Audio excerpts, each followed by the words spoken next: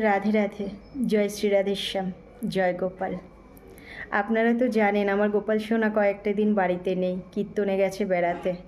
কালকেই সোনার আসার কথা ছিল, এখনও সোনা আসেনি।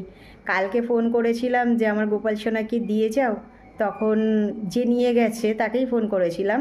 তো বলছে কাকিমা গোপাল সোনা আর 2 দিন থাকুক না আমাদের বাড়িতে। এই 3 দিন তো কীর্তনের মধ্যেই ছিল, আমরা সেইভাবে আদর যত্ন করতে পারিনি। তুমি কোনো চিন্তা করো না, আমার দিদা ওকে ভীষণ যত্নে রেখেছে। ওকে টাইমে খাওয়ানো, টাইমে শোয়ানো সব কিছুই করছে। ওদের বাড়িতে বড় রাধা গোবিন্দ মন্দির আমি দেখেও এসছি, যত্নে তো রাখবেই, জানি যারা গোবিন্দ ভজন করে তারা তো গোবিন্দকে যত্ন রাখবেই।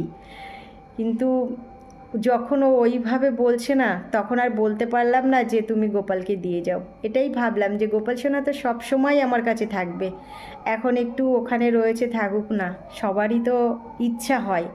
আরেকটা জিনিস ভাবলাম যে ভগবান তো আমার একার নয়, হয়তো আমার ভগবান আমার কাছে থাকে, এই সংসারের মালিক এই সংসারে থাকে, তার ক্রিয়াকর্ম যেগুলো করতে হয় সেগুলো আমি করি, তার আরাধনা পুজো আচরা যেগুলো করতে হয় আমি করি, কিন্তু তার যেখানে যেতে ইচ্ছে হবে সেখানে আটকানোর মালিক তো আমি না। তাই এটাই ভাবলাম যে ঠিক আছে গোপাল, তুমি থাকো, তোমার যখন আসতে ইচ্ছা হয় তুমি তখন থেকো। আজকেও সোনার ঘরে গেছি, সোনার ঘরে গিয়ে আমি ওই খাটটার দিক তাকালেই সোনার মুখটা আমি দর্শন করতে পারি।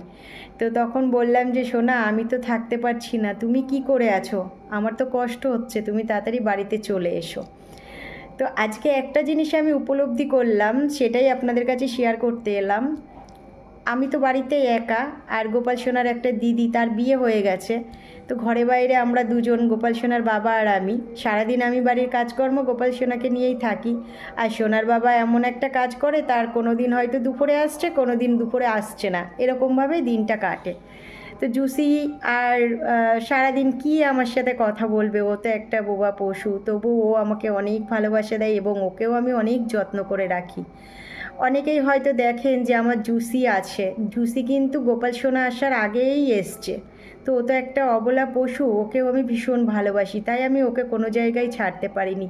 গোপাল সোনাকে এটাই বলেছি যে তুমি তো দেখেই এসেছো, তো ও যতদিন বেঁচে থাকবে এই সংসারেই থাকুক, তারপর যখন ও চলে যাবে তখন আর আনবো না, এইভাবে গোপাল সোনাকে বলেও দিয়েছি। আর ওকে আমি অবহেলা করতেও পারি না, কারণ ও তো অবলা জীব। আর জুসি কিন্তু ভীষণ ভালো, ভীষণ ভালো, মানে কেউ ওর কাছে না আসলে ওকে বুঝতে পারবে না যে ও কতটা ভালো। আর কি ভয় পাই, যদি বলি যে এখানে যাবি না তো সেখানে যাবেই না। আর সন্ধ্যাবেলা হলে তো উলুধ্বনি শঙ্কর